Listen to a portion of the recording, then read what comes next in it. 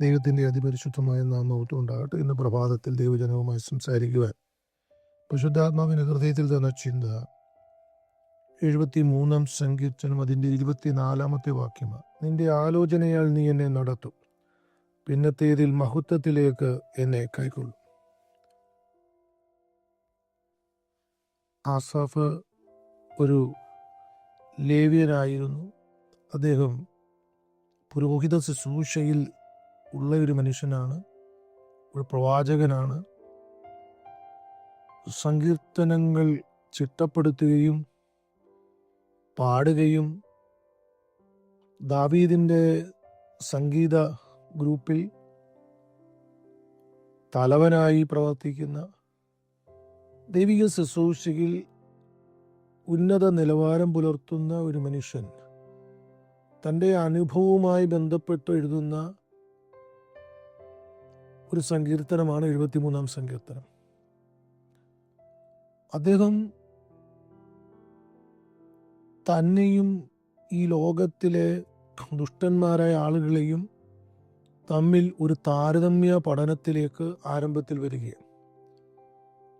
അങ്ങനെ താൻ താരതമ്യം ചെയ്യുമ്പോൾ താൻ തന്നെ മാത്രമല്ല, നീതിമാന്മാരായ എല്ലാവരെയും ഒരു ത്രാസിൻ്റെ ഒരു ഭാഗത്തും ദുഷ്ടന്മാരായ ആളുകളെ മുഴുവനും അപ്പുറത്തെ ത്രാസിലും വെക്കുമ്പോൾ തൻ്റെ ബുദ്ധിയിൽ ദുഷ്ടന്മാരായ ആളുകളുടെ ത്രാസ് ഉയർന്നിരിക്കുന്നു. എന്ന് വെച്ചാൽ അവർ ദുഷ്ടത പ്രവർത്തിക്കുന്നു, ഈ ലോകത്തിൽ വക്രതയും വഞ്ചനയും അനീതിയും അക്രമവും ഒക്കെ ചെയ്യുന്നുണ്ടവർ. പക്ഷേ അവർക്ക് ഈ ലോകത്തിൽ യാതൊരു കുറവും ഇല്ല എന്ന് തൻ്റെ ദൃഷ്ടിയിൽ തോന്നുകയാണ്. അങ്ങനെ താൻ മാനസികമായി വളരെ ഭാരപ്പെട്ട് ഇരിക്കുമ്പോൾ താൻ ദൈവസന്നിധിയിലേക്ക് ഈ വിഷയവുമായി ചെല്ലുകയാണ്. നീതിമാന്മാർ കഷ്ടത അനുഭവിക്കുന്നു, ദുഷ്ടന്മാർ സുഖം അനുഭവിക്കുന്നു. അത് ഗ്രഹിക്കാൻ കഴിയാതെ, മനസ്സിലാക്കാൻ കഴിയാതെ ഇരുന്നപ്പോൾ താൻ ദേവാലയത്തിലേക്ക് ചെന്നു. കഴിഞ്ഞ ചില ദിവസങ്ങൾക്ക് മുമ്പ് ഈ ധ്യാന ചിന്തയിൽ ഒരു ഭാഗം ഞാൻ എടുക്കുവാനിടയായി തീർന്നു. അങ്ങനെ അവൻ ദേവാലയത്തിലേക്ക് ചെന്നപ്പോൾ തനിക്ക് കിട്ടിയ ആദ്യത്തെ അനുഗ്രഹം ഈ വിഷയത്തിൻ്റെ അന്തം അല്ലെങ്കിൽ അവസാനത്തെക്കുറിച്ച് തനിക്ക് ബോധ്യം കിട്ടി. എന്ന് വെച്ചാൽ ദുഷ്ടന്മാരുടെ അന്തം, അവർ വഴുവഴുപ്പിലാണ് നിൽക്കുന്നത്, അവർ തകർച്ചയിലാണ്, അവരുടെ ഉയർച്ചകൾ ശാശ്വതമല്ല. ഈ മേഖലയെല്ലാം തനിക്ക് മനസ്സിലായി. അപ്പോൾ ആലയത്തിൽ ചെന്നപ്പോൾ ലഭിച്ച ചില ഗുണങ്ങളെക്കുറിച്ചാണ് ഈ ധ്യാന ചിന്തയിൽ പറവാൻ ആഗ്രഹിക്കുന്നത്. ഒന്നാമത്, നമ്മൾ ആ ധ്യാന ചിന്തയിൽ ചിന്തിച്ച ഭാഗം ഞാൻ വിടുകയാണ്. ആലയത്തിൽ ചെല്ലുമ്പോൾ, ദൈവത്തിൻ്റെ സന്നിധിയിൽ നിൽക്കുമ്പോഴാണ് കാര്യത്തിൻ്റെ വ്യക്തത അല്ലെങ്കിൽ വിഷയത്തിൻ്റെ പൂർണ്ണത ഗ്രഹിക്കുവാനിടയായി തീർന്നു. ആലയത്തിൽ ചെല്ലുന്നതിന് വരെ വിഷയത്തിന് അവ്യക്തതയായിരിക്കും, മനസ്സിലാകില്ല കാര്യങ്ങൾ. ഒന്ന്, ഗ്രഹിക്കാൻ പറ്റില്ല. രണ്ട്, അതിൻ്റെ പകുതി മാത്രം അല്ലെങ്കിൽ ഒരു ഭാഗം മാത്രമേ നമ്മൾ അറിയുന്നുള്ളൂ. അതിനൊരു രണ്ടാം പാർട്ടുണ്ട് എന്നുള്ളത് മനസ്സിലാകണമെങ്കിൽ ആലയത്തിൽ ചെന്നെങ്കിലേ മനസ്സിലാകുള്ളൂ. അത് 73 സങ്കീർത്തനത്തിൽ നമ്മൾ വായിക്കുമ്പോൾ ആസാഫിനത് മനസ്സിലായി. നമുക്ക് യോബിൻ്റെ ജീവിത ചരിത്രവും പലപ്പോഴും നമ്മൾ യോബിൻ്റെ ജീവചരിത്രം മുഴുവൻ അറിയുന്നത് കൊണ്ട് നമുക്കത് വലിയ ചിന്തനീയമായ ഭാഗമായെന്ന് തോന്നുകയില്ല. പക്ഷേ യോബ് എന്ന് പറയുന്ന മനുഷ്യൻ, ഒരു പച്ചയായ മനുഷ്യൻ, ആ വിഷയങ്ങളിലൂടെ പോകുമ്പോൾ അദ്ദേഹത്തിൻ്റെ ആദ്യത്തെ പാർട്ട് നമ്മൾ ചിന്തിച്ചാൽ ഒരു ഭയങ്കര സഫറിങ്ങിലൂടെ അദ്ദേഹം പോകുന്നത്.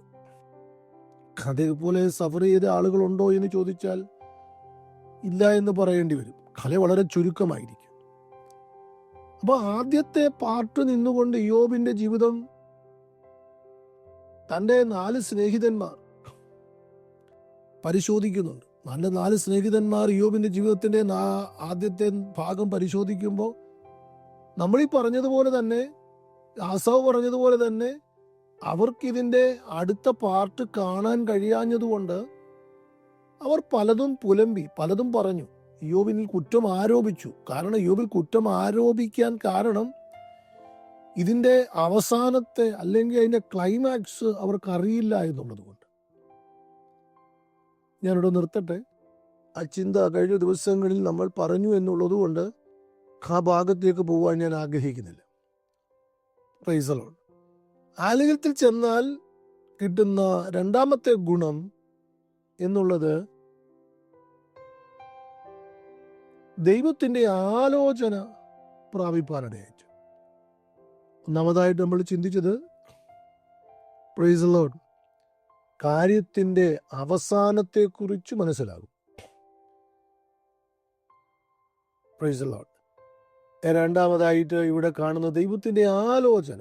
ദൈവത്തിൻ്റെ ആലോചന, ഓരോ വിഷയത്തിനും ദൈവത്തിന് ചില ആലോചനകൾ പറയാനുണ്ട്. ദൈവത്തിന് ചില ആലോചനകൾ ഇതിനെക്കുറിച്ചുണ്ട്. എന്നുവെച്ചാൽ ഒരു വിഷയത്തെക്കുറിച്ച് ദൈവത്തിന് വ്യക്തമായ പ്ലാനുകളുണ്ട്. അതറിയുന്നത് ദൈവസന്നിധിയിൽ വരുമ്പോൾ. ദൈവത്തിൻ്റെ ആലോചനയെക്കുറിച്ച് 1-2 പദങ്ങൾ പറയണമെന്ന് എനിക്ക് ആഗ്രഹമുണ്ട്.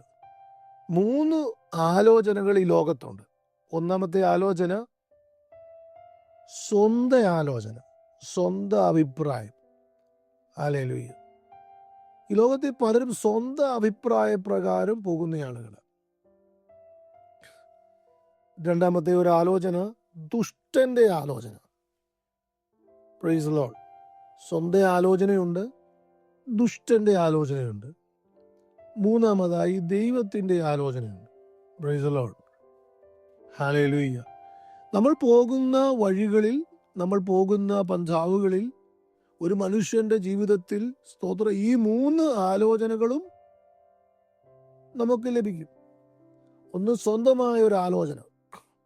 ഈ ലോകത്തിൽ ഒത്തിരി മോട്ടിവേഷൻ സ്പീക്കേഴ്സ് ഇപ്പോൾ അധികമായി വരുന്ന ആൾക്കാർ. മോട്ടിവേഷൻ സ്പീക്കേഴ്സ് നമ്മുടെ ആലോചനയെ ബൂസ്റ്റ് ചെയ്യുന്ന, നമ്മുടെ ഗോള് അതിനെയൊക്കെ ബൂസ്റ്റ് ചെയ്യുന്ന, അതിനെയൊക്കെ ഉയർത്തുന്ന, അതിനെ പ്രൊമോട്ട് ചെയ്യുന്ന ഒത്തിരി ചിന്തകൾ, അങ്ങനെയുള്ള ക്ലാസ്സുകൾ ഒക്കെ ഈ ദിവസങ്ങളിൽ ഒത്തിരി കാണുവാനിടയായിത്തീരുന്നുണ്ട്. ഇവിടെ എനിക്ക് പറയുവാൻ ആഗ്രഹിക്കുന്നത്, സ്വന്തം ആലോചന ബൈബിൾ പറയുന്നത് നാശത്തിലേക്ക് എത്തുമെന്ന്. Price the lord. സ്വന്തം ആലോചന നാശത്തിലേക്ക് എത്തുന്നതിന് ഒരു കാരണമുണ്ട്. സഭാപ്രസംഗം സദൃശ്യവാക്യങ്ങൾ 14:12 ഇങ്ങനെ വായിക്കുന്നത്, ചിലപ്പോൾ ഒരു വഴി മനുഷ്യന് ചൊവ്വായി തോന്നും, അതിൻ്റെ അവസാനമോ മരണ വഴികളായി. അപ്പോൾ സ്വന്തം ആലോചന എപ്പോഴും നാശത്തിലേക്ക് കൊണ്ടെത്തി. 2, സ്വന്തം ആലോചനയ്ക്ക് ഒരു ദോഷം, മനുഷ്യന്റെ ബുദ്ധി പരിമിതമാണെന്ന്. അതിന് പരിമിതികളുണ്ട്, ഒത്തിരി പരിമിതികളുണ്ട്. 2, മനുഷ്യന്റെ ബുദ്ധി പലപ്പോഴും വൈകാരിക തലത്തിൽ നിന്നും പരിമിതമായ ബുദ്ധിയിൽ നിന്നുമൊക്കെ ഉയരുന്നത്. വികാരങ്ങളെ കൊണ്ട് തിരതള്ളൽ കൊണ്ടെടുക്കുന്ന ആലോചനകൾ പലപ്പോഴും നമുക്കറിയാം. പെട്ടെന്നെടുക്കുന്ന തീരുമാനങ്ങളുണ്ട്, അതിൻ്റെ മുന്നും പുറകും ഒന്നും ചിന്തിക്കില്ല. അപ്പോൾ തന്നെയല്ല, മനുഷ്യന്റെ ബുദ്ധിക്കുള്ള പ്രത്യേകതകൾ, പ്രൈസ് ദി ലോർഡ്, ദൈവിക ജ്ഞാനത്തെ മറന്ന് വിഡ്ഢിത്തങ്ങൾ ചെയ്യും, ഒത്തിരി തെറ്റുകൾ ചെയ്യുവാനിടയായിട്ട്. അനേക വാക്യങ്ങൾ അതിൽ നിന്ന് എടുക്കണമെന്ന് ആഗ്രഹമുണ്ട്. നമുക്ക് അതിന് പ്രധാനമായി ഒരാളെ മാത്രം കാണിച്ച് ഞാൻ ആ ഭാഗം വിടുക. ശൗൽ എന്ന് പറയുന്ന ഇസ്രായേലിന്റെ രാജാവിനെ കുറിച്ച് നമ്മൾ മനസ്സിലാക്കിയാൽ, അദ്ദേഹം സ്വന്തം ബുദ്ധി ഉപയോഗിച്ച് പോകുവാൻ ആഗ്രഹിച്ചതാണ്. ദൈവത്തിൻ്റെ ആലോചനകളെക്കാൾ സ്വന്തം ആലോചനകൾക്ക് പ്രാധാന്യം കൊടുത്തു. അതേ ദൈവത്തിൻ്റെ രാജ്യത്വം മാത്രമല്ല, താനും തൻ്റെ മകനും ഗിൽബോവ പർവ്വതത്തിൽ തകർന്നു പോകാൻ കാരണമായി തീർന്നുവെന്നും അതിൻ്റെ അവസാനം നമ്മൾ കാണുമ്പോൾ മനസ്സിലാകും. അപ്പം സ്വന്തം ആലോചന നാശത്തിലേക്ക് നയിക്കുന്നു എന്ന് മാത്രമല്ല, സ്വന്തം ആലോചന പ്രൈസ് ലോർഡ് വിഡ്ഢിത്തങ്ങളും പ്രൈസ് ലോർഡ് ഹല്ലേലൂയ പ്രശ്നങ്ങളും സൃഷ്ടിച്ച് കലുഷിതമാക്കി കളയും എന്നുള്ളത് നാം മനസ്സിലാക്കണം. Praise lord. രണ്ടാമതായിട്ട് ദുഷ്ടന്റെ ആലോചനയുടെ ഏറ്റവും വലിയ പ്രത്യേകത പ്രൈസ് ലോർഡ് അത് ദൈവ ആലോചനയ്ക്ക് എതിരാണ്. രണ്ട്, ദൈവത്തിൻ്റെ വാക്കുകളെ തെറ്റിദ്ധരിപ്പിക്കുന്ന ആലോചനകളാണ്. നമുക്കറിയാം, ഉൽപ്പത്തി പുസ്തകത്തിൽ ആരംഭം തന്നെ, അല്ലെങ്കിൽ ആദം ഹവ്വ കുടുംബത്തെ നശിപ്പിച്ചത്, അല്ലെങ്കിൽ അവരെ ഏദൻ തോട്ടത്തിൽ നിന്ന് പുറത്താക്കി കളഞ്ഞത് ദുഷ്ടന്റെ ആലോചന. അവർ സന്തോഷകരമായി ജീവിച്ചിരുന്ന അവരെ ദൈവവാക്കുകളെ തെറ്റിദ്ധരിപ്പിച്ചു. ഹല്ലേലൂയ. ദൈവവാക്കുകളെ തെറ്റിദ്ധരിപ്പിച്ച് പ്രൈസ് ദി ലോർഡ് അവരെ അവിടെ നിന്ന് പുറത്താക്കി. അപ്പം ദുഷ്ടന്റെ ആലോചന തെറ്റിദ്ധരിപ്പിക്കുന്നു. ഹല്ലേലൂയ. മനുഷ്യനെ നശിപ്പിക്കുവാൻ വേണ്ടി ഉള്ള ആലോചന. Praise the Lord. അതും ഇവിടെ ഞാൻ അധികം വിശദീകരിക്കുന്നില്ല. എന്നാൽ ദൈവത്തിൻ്റെ ആലോചനയാണ് ഇന്ന് പകൽക്കാലം ഞാൻ വിശദീകരിച്ച് പറയാൻ ആഗ്രഹിക്കുന്നത്. കാരണം ആസാഫ് പറയുകയാണ്, ദൈവത്തിൻ്റെ സന്നിധിയിൽ ചെന്നാൽ നമുക്ക് ദൈവത്തിൻ്റെ ആലോചന ലഭിക്കാനിടയായിത്തീരും. ദൈവത്തിൻ്റെ ആലോചന എന്താണ്? ദൈവത്തിൻ്റെ ആലോചനയുടെ പ്രത്യേകതകൾ 2-3 കാര്യങ്ങൾ മാത്രം പറഞ്ഞ് ഞാൻ നിർത്തുന്നു. ഒന്ന്, ദൈവത്തിൻ്റെ ആലോചന നിവർത്തിയാകുന്ന ആലോചന. നമുക്ക് സദൃശ്യവാക്യം 19:21 നമ്മൾ വായിക്കുമ്പോൾ, മനുഷ്യന്റെ ഹൃദയത്തിൽ പല വിചാരങ്ങളുമുണ്ട്, യഹോവയുടെ ആലോചനയോ നിവർത്തിയാകും.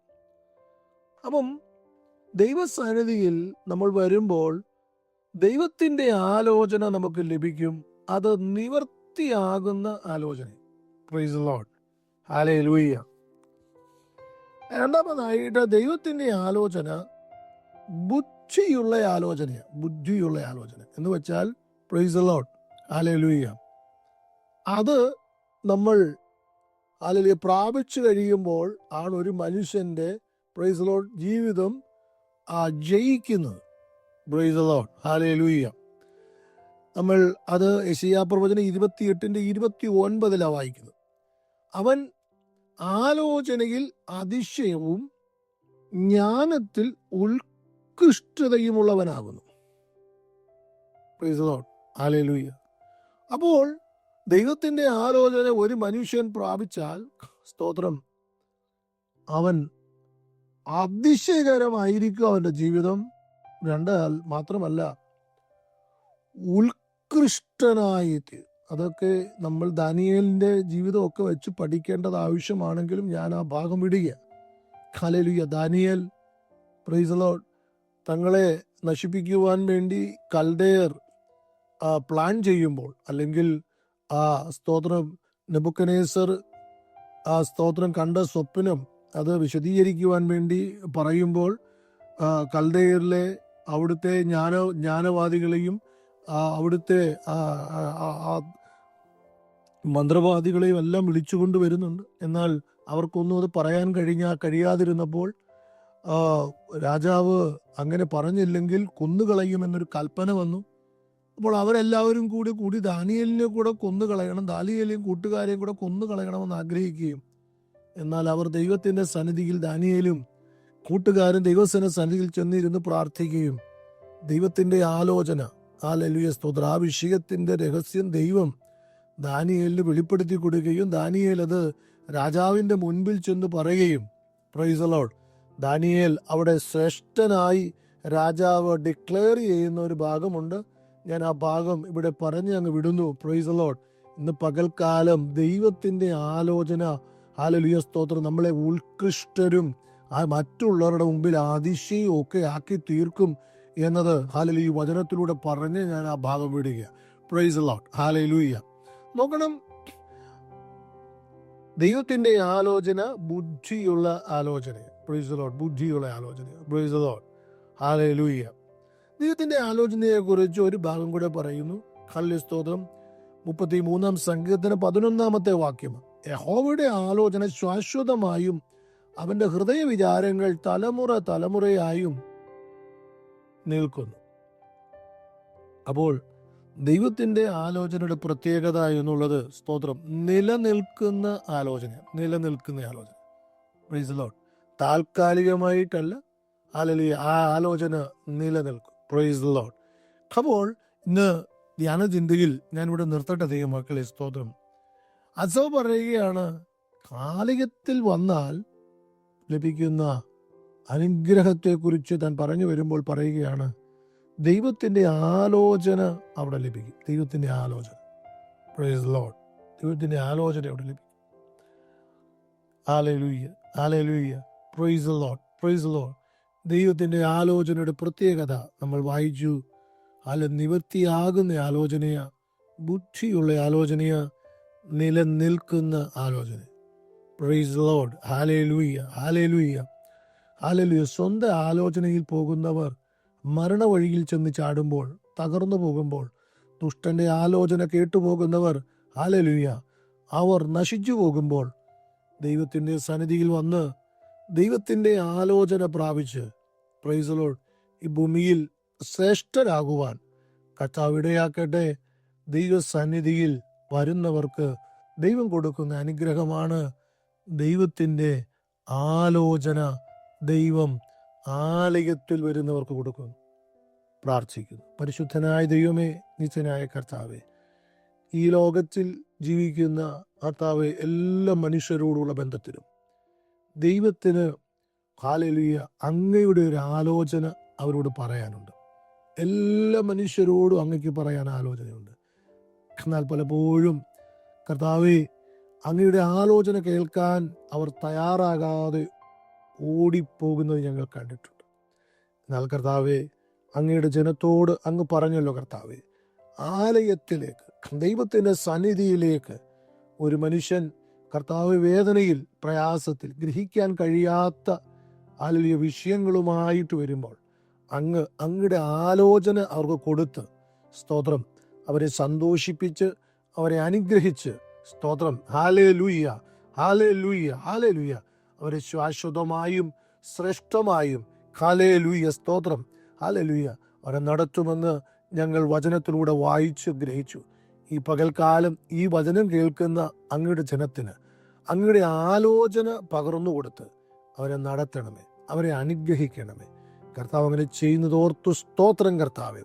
സ്വന്തം ആലോചന പ്രകാരം നടക്കാതെ, ദുഷ്ടന്റെ ആലോചന പ്രകാരം നടക്കാതെ, ദൈവത്തിന്റെ ആലോചന പ്രകാരം നടക്കുവാൻ അങ്ങയുടെ ആലോചനയാൽ അവരെ അനുഗ്രഹിച്ച്, ഹല്ലേലൂയ, ഇന്ന് പകൽക്കാലം ഹല്ലേലൂയ, അവരെ സഹായിക്കണമേ എന്ന് പ്രാർത്ഥിക്കുന്നു. മഹത്വം അങ്ങയ്ക്ക്, യേശു ക്രിസ്തുവിന്റെ തന്നെയുള്ള നാമത്തിൽ തന്നെ. ആമേൻ. അനുഗ്രഹീതമായൊരു ദിനം ദൈവജനത്തിന് തരട്ടെ. Have A blessed day. God bless you.